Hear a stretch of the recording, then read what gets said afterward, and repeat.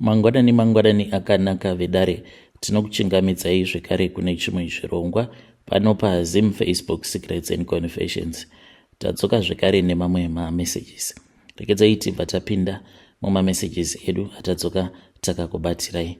Message edu yekutanga yakamira sekudai so: hanzi makadi zvenyu mukoma, ndinokumbirawo kuti munge muchindipostirawo nyaya yangu makavikawo chitupa changu. Ininiwo ndiri murume uye zvekare ndine makore 59 years ekuberekwa. Ndiri mune rimwe group, saka mugroup umu munogara muchingotumidzirwa maaudio emaconfessions kusanganisira enyu, saka ndakabva ndakumbirawo mafone numbers enyu. Ndinogara ndichingoteererawo maconfessions ndichingoti ngazvirambe zvakadaro. Chandiunzawo pano inhau yekuti ndine imwe confession iyo yandakanzwa. Confession iyi yainge iri youmwe mukadzi. Mukadzi uyo ari kutambudzika uye zvekare akaroyewa akabva aiswa masari muchibereko chake. Mwoyo wangu wakarwadza apo pandainge ndichiteerera nyaya yake, ndikabva ndati neniwo zviri nani kuti ndinge ndichikuudzaiwo nyaya yangu. Saka inini ndainge ndimbori muroyi ende ndaitofamba nerimwe rataiti zimaimai remuarea imomo vatainge tichigara. Saka ini rainge richindifarira zimaimai iri nekuti ndini ndainge ndiri murume wake kana tichiita izvozvo zveuroyi, even though aiva nevamwe avo vaaiti varume vake zvekare, but ini ndini ndainge ndiri murume wake wepedyo. Munoona sezviya zvinoita mapere, mararamiro acho aanoita mapere ndiwo mararamiro acho iwavo anoitawo varoyi, kuti munenge muchitongwa neberegadzi kana kuti queen. Saka iniwo ndainge ndiri pedyosa navo ambuya vacho ivavo avo vainge vachititonga tose, vachitiudzira zvekuita uye zvekare ndivo vainge vaine simba kudarika munhu wose. Pane zvose izvo zvandakaita ndikazoregererwawo naMwari, asi ndichiuyawo panapa uyu mukadzi ndoda kuti ndige ndichimuudza kuti ramba uchingonamata chete nekuti Mwari variko. Zita rangu mukomanashi muchazongorivigawo zvangu. Iniwo ndinonzi nemi Eden. Ndakatanga kuita izvi zveuroyi kubva ndichiriwo zera rechidiki.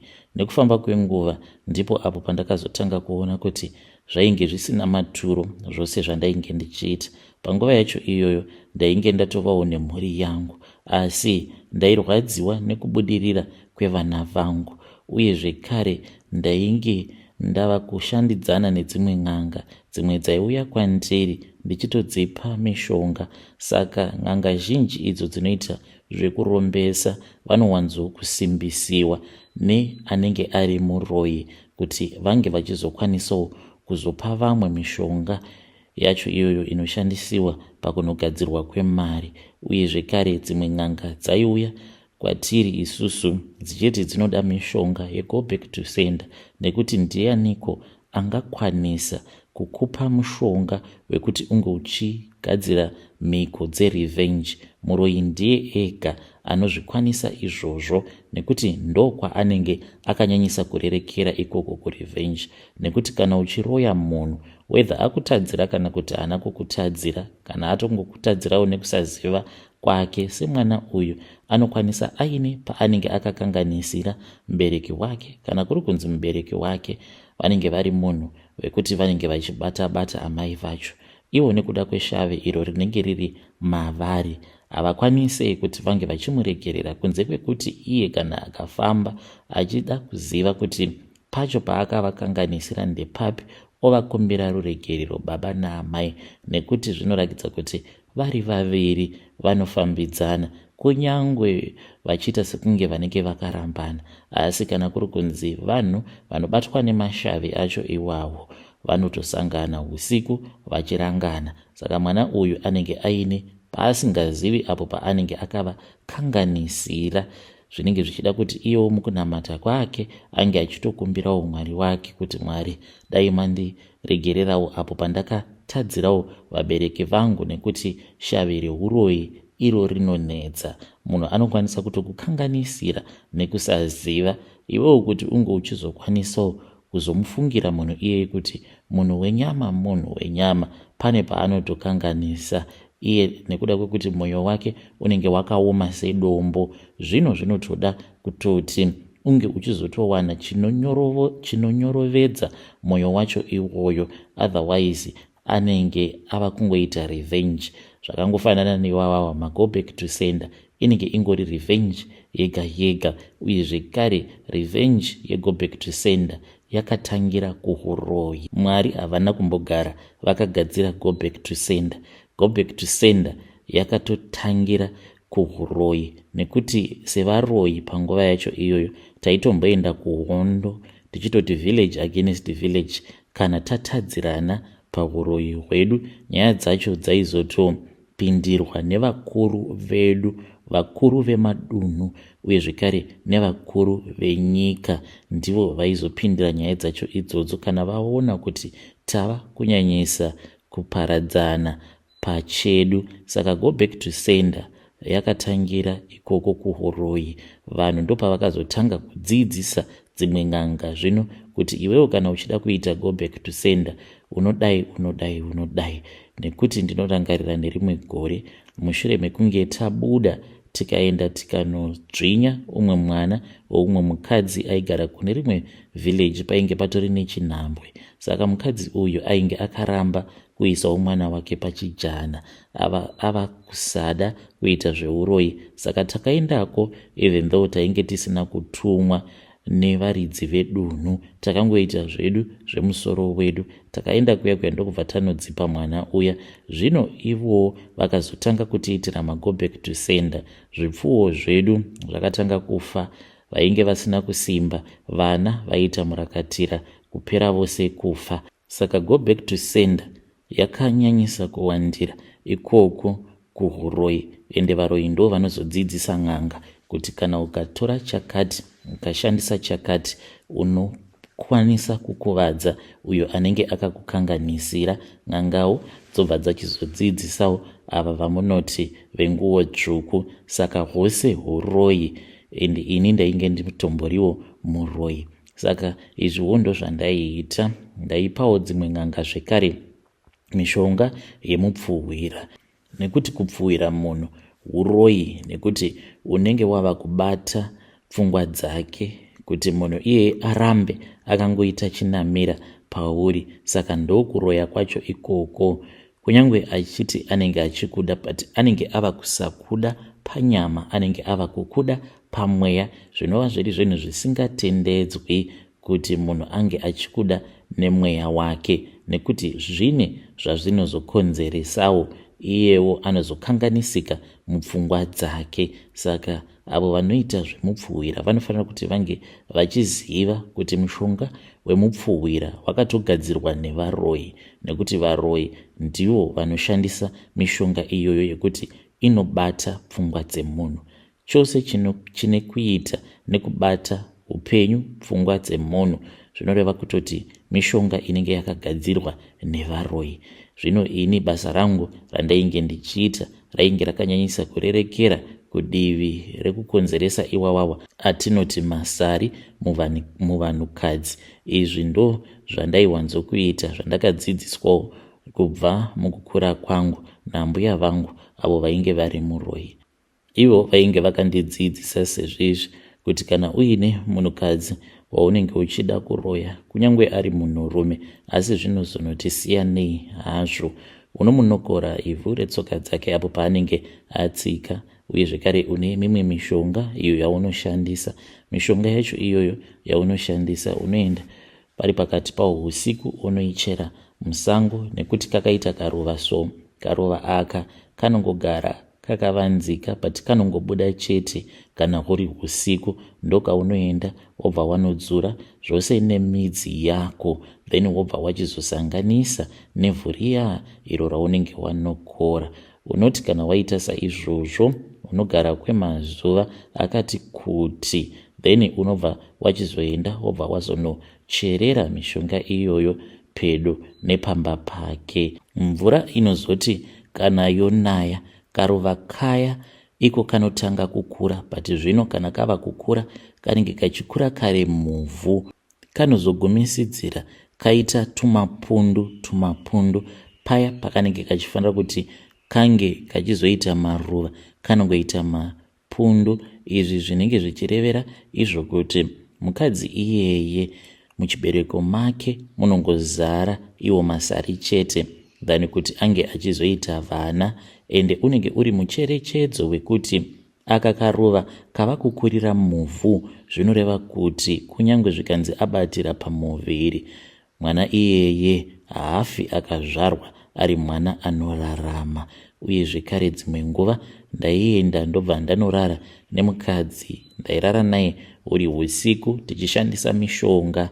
Ndaizoti ndapedza kurara naye ndaizoenda kumakuva. Ndiri kumakuva ikoko ndipo apo pataitanga kudaidza mweya yevamwe vanenge vakafa vainawo masare iwawo. Tovadaidza tobva tavaudza kuti chiendaika munokonzeresawo sezvainge zvichiitikawo kwamuri, upenyu hwamairarama, upenyu hwejambwa nemunyama. Itaiwo saizvozvo, mutevererei uyo wandabva mukurara naye. Waitoona marangwanda achitobuda mumakuva, wotoona ava kutotanga kutoenda, anenge achifembedza hwema, anotanga auya afemedza hwema hwemukadzi uyo wandinenge ndabva mukurara naye pasikarudzi yangu.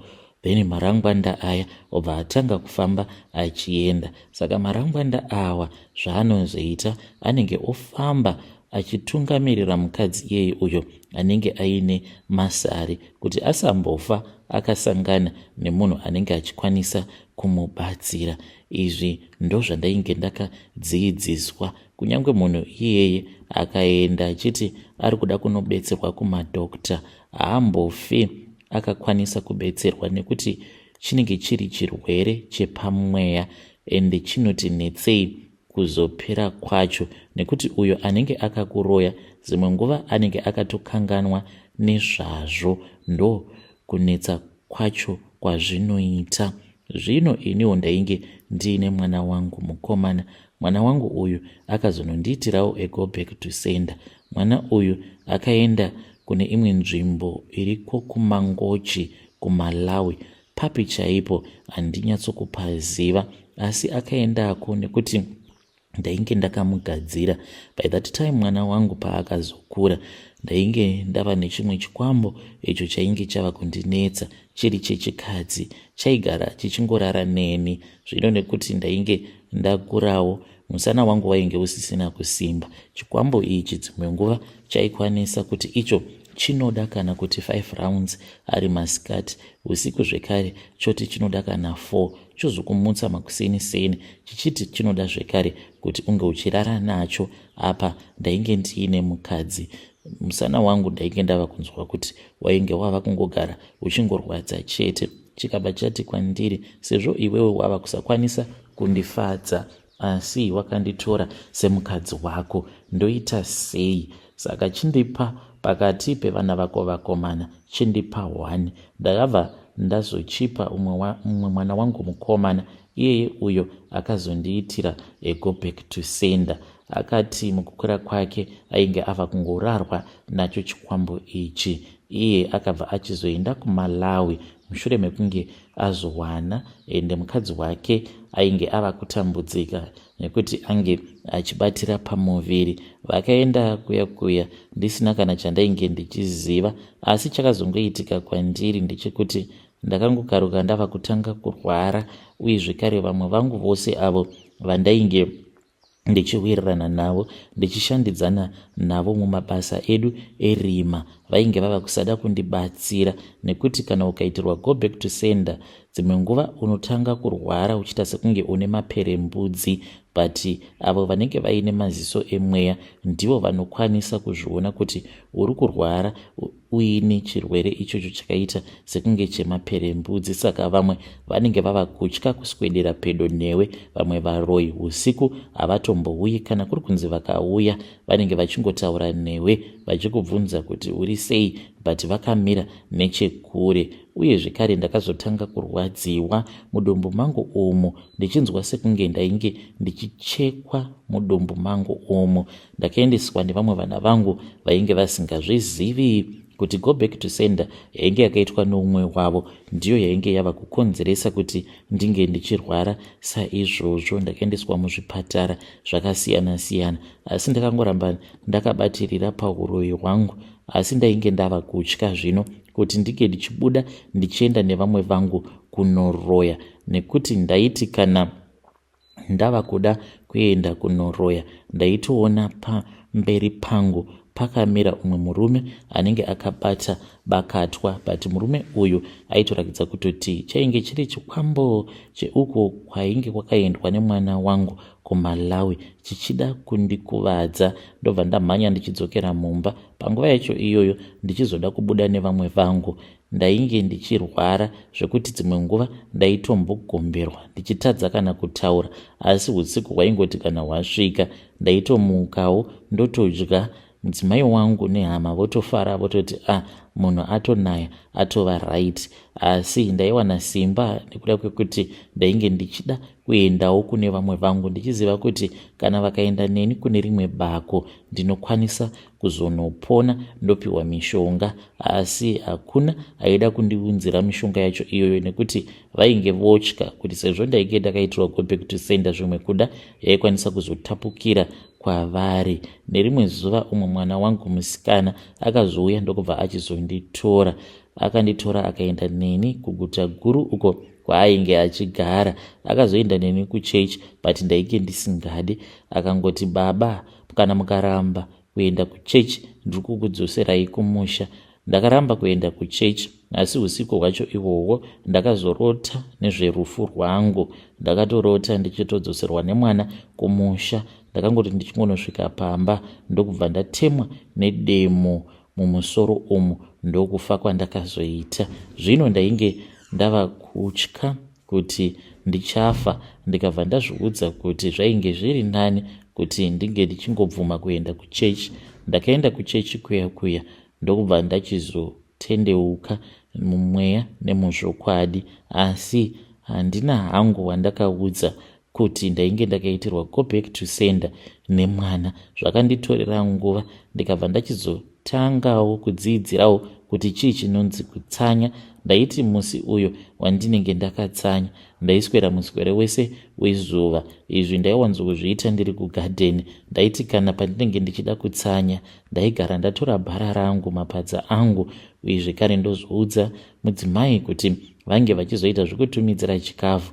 Ndainoswera ndiri kugadheni kana kuti ndiri muorchard mango. Dzimwe nguva ndakangozorora zvangu nekuda kwekuti ndaizotanga kurutsa nyama dzose dziya dzandainge ndakadyiswa kubva ndichiri mwana mudiki nagogo vangu, ndo dzainge dzobuda one by one. Ndaitorutsa nyama chaiyo, nyama yaita sekunge isina kana kumbotsengwa kana kuita sei. Ndaidzirutsira dzose nyama idzodzo mugadheni. Zvino ndaingocherawo gomba ndobva ndangofushira, ndobva ndangosiyawo zvakadaro.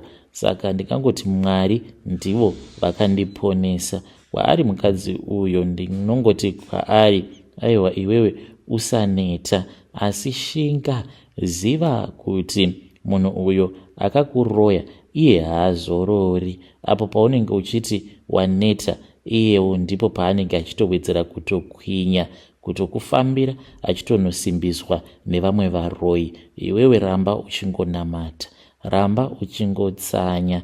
Endawo mudzikereke dzekuti vanhu veko vanenge vachinamatawo mumweya nemuzvokwadi. Dai kwanga kuri kunzi vamufundisi avo vakandinamatira ndikazoponawo, dai vanga vachiri vapenyu. Zvimwe kuda ndaikuudza kuti vanonzi ani, asi vakazoshayika zvavo. Asi ramba uchinamata, nekuti kunyange zvangu ndakanamatirwa muchechi, asi ini pachezvangu ndakazongoramba ndokunamata, ndichingonamata chete, ndichirutsa nyama dzacho idzodzo dzandainge ndakadyiswa nagogo vangu. Ndiyowo chenjedzo yangu iyo yandinongoda kungomupa uyu musikana, kuti ramba uchingonamata, nekuti muroyi wako haazorori. Iwewo paunenge wakarara paya uchinzwa nungo uchiti nhasi handingambomuki ndichinamata, iye anenge akatomira pamukova wemba yako achida kutokuroya. Usazorora, mukunamata. Kana uchikwanisa usazorora zvekare mukunotsanya kwako, ramba uchingotsanya zuva nezuva. Pose paunenge uchinzwa kuti unokwanisa, ramba chete uchingotsanya. Vedare ndo meseji iyo yandakatumidzirwa ichibva kuna sekuru avo. Zvakangooma hazvo vedhwe. Ngatitaurei nezvayo nyaya iyi mucomment section. Asi hanzi chamunofanira kuti munge muchiziva ndechekuti paunenge uchiti iwewe waneta, hanzi muroyi wako haazorori siku nesikati, hanzi anenge akamira pamukova wemba yako. Ipapo paunenge uchiti anasi ndonzwa nungu, ndinonzwa hope. Zvakangooma hazvo vedhwe. Let us talk about this issue in the comment section. Regedzai tibva taenda panyaya yedu inotevera. Nyaya yedu inotevera yakamira sekudai so. Hanzi makadi zvenyu mukoma, ndinokumbirawo kuti munge muchindiposterawo nyaya yangu magavhikawo chitupa changu. Amai vangu ivo vakashayika mukoma apo pandainge ndichiri ne31 years. Inini kutaura kudai so ndava ne36 years. Saka amai vangu vakandiudza kuti baba vangu ndisabhuku. Whom I thought was my father is not my real father. Zvino handichazivi kuti ndoita sei. Sabhuku ava ndovaudza here kuti izvi ndo zvandakaudzwa naamai, kana zvichibvira toita hedu maDNA. Because amai vachizonofa vakatotaura vakati kunyange mukaenda mose kuchipatara mukanotorwa ropa riri mauri ndo ropa riri mavari. Ende vainge vachitoti vainge vaine shuwa nazvo. Amai havana kukwanisa kundiudza zvakawanda, but ivo vakangoti mushure mekunge vatizira baba vangu apo pavainge vachigara kuHarare, hanzi vakabva vachizobva pamuviri ndokubva vachizotambura kuti vange vachibatira imwe nhumbu zvekare. Vakangoti handizivi kuti chii chainge chava kuitikawo panguva yacho iyoyo. Ndo pavakabva vachizonzi naamai gogo vangu vange vachizouya kumusha so that vange vachizouchikwa. Vakagara kumusha, vanoti panguva yacho iyoyo ndipo apo pavakabva vachizosangana pabonde naSabhuku. Pavakazotanga kuona kuti vainge vava nepamuviri, vakabva vachizokasika ndokubva vadzokera kuHarare. Ivo dad vangu, step dad vangu vainge vasina kana chavainge vachimboziva. Kusvika pari nhasi hapana kana chavanomboziva. Asi vamwe vose ava vaneng'ina vangu, ivo amai vanoti aiwa vana ivavo vana vadhedhi vangu, but inini ndega sefirst born hanzi ndini ndina baba vangu. So I am scared, handizivi kuti ndoita sei. Zvino imwe nhau iripo mukoma yandiri kudawo kuti mhuri yeZimbabwe inge ichindibatsirawo nayo ndeyekuti inini ndakaroorwa mukoma. Murume wangu akandiroora nemari yakavhundutsa vanhu vakawanda, uye zvekare ndikachata. Zvino zvichazofambiswa sei? Nekuti kana ndikagara ndazoudza iwe Sabhuku ava vandakanzi naamai vangu ndivo baba vangu, vachatanga kakunetsa vachiti makaroodza mwana wangu inini ndisipo. Ndoita sei? Ndoramba ndakangonyarara here kana kuti kwete? Ende ichokwadi mukoma, pakati pevana vaSabhuku ava pane umwe musikana wandakafanana naye, zvekuti kana mukationa tiri tose munototi zvimwe kuda tiri matwins. But iye manje ainge akafananawo nagogo vake vakabereka baba vedu. Takangosiyana chete pamakala, inini ndakaita mutsvuku iye mutema. Saka vanhu vazhinji zvavo vanongozviona kuti takafanana, but nekuda kwekuti iyewo haana kufanana nababa neniwo handina kufanana navo, takazonotoredzera kuna gogo vedu avo vakashayika. Saka hakuna kana anombonyumwa, asi kufanana takafanana. So handizivi mukomanashi kuti ndopafambisawo sei. Shungu dzangu dzainge dziri dzekuti dai ndakwanisawo kuvazivisa so that he can introduce me to my relatives, nekuti nyaya yacho inokwanisa kuzonetsa kana kuri kunzi ivo baba vakafa. But ndinotya manje kuti mushure mekunge ndavazivisa chii chichazoitika. Vedare ndo meseji iyo yandakatumidzirwa ichibva kuna vanzvadzi vedu. Ngatizamei kuti tinge tichitaura navo vanzvadzi vedu ava mucomment section. Strange things indeed they do happen in this world. Naimi zvazvakangoma hazvo vedwe. Inzwaiwo nyaya iyo iri pano. Hanzi makadi zvenyu mukoma. Ndinokumbirawo kuti munge muchindiposterawo nyaya yangu makavikawo chitupa changu. Ininiwo ndiri mudzimai, ndine vana vangu 2. Ndikudanana nemuroora wangu.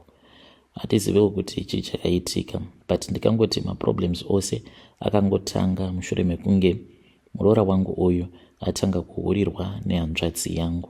Tigerewo munomu munyika yevatorwa, nyika yeSouth Africa. Ininiwo murume wangu dzimwe nguva nekuda kwebasa rake anokwanisa kana kuita 2 months asipo. Muroora uyu aiwanzokuti paya kana kuri kunzi akarohwa nehanzvadzi yangu, ndobva ndati muroora uya kunoko. Saka akazongopedzisira ava kutongogara neni. Aizotiwo kana kuri kunziwo mukwasha paanenge odzoka, then ndobva ndazomuti chimboendai, chimbodzokerai kumba kwenyu. Nerimwe zuva mukomanashi takangokaruka, takatongohagana. Ndikangoti takangomuka pakati peusiku, zvatainge tichingofila ipapo tose tiri 2 tainge tichingozvifila. Ndokubva tangotanga kungokisana, one thing led to another, tikabva tachizongonakirana paya. Kubva ipapo kusvika pari nhasi ndo zvatinongoita. Iye panguva yacho iyoyo ainge ava kuda kusiya marriage, but nekuda kwangu haana kuzosiya marriage yake. Ndiyo confession yangu iyo yandiinayo mukoma. Hei vedare, ndo message iyo yandakatumidzirwa ichibva kuna vahanzvadzi vedu. Ngatizamei kuti tinge tichitaura navo vahanzvadzi vedu ava mucomment section. Strange things indeed they do happen in this world. Regedzai tibva taenda panyaya yedu inotevera. Nyaya yedu inotevera yakamira sekudai so. Hanzi makadi zvenyu mukoma. Ndinokumbirawo kuti munge muchindiposterawo nyaya yangu makavikawo chitupa changu. Ndoda kureurura kuti ndakambosungisa sisi vangu patainge tichiri vadiki mushure mekunge ndaba foni yevamwe vatete vainge vauya kuzotishanyira. Foni iyi ndakabva ndachizoipa umwe mukomana wandainge ndichifambidzana naye, even though ndainge ndichiri mwana mudiki kudaro. Ndaiva neumwe mukomana wandainge ndichifambidzana naye. Mukomana uyu mukoma aiitawo zvemafoni, saka ndakaba foni yavatete ndakaenda ndikanomuona ndisina tarisiro yekuti ndainge ndichida kuzoitengesa foni iyoyo. Asi akabva achizongonditi foni iyi tinokwanisa kutoidyera mari, ndokutozotoitengesa kwatakazoita. Ndikabva ndapiwawo mari yangu. Ndakabva ndachizoichengetesa. Imwe friend yangu uyo ainge achizviziva kuti ndainge ndaba foni yavatete.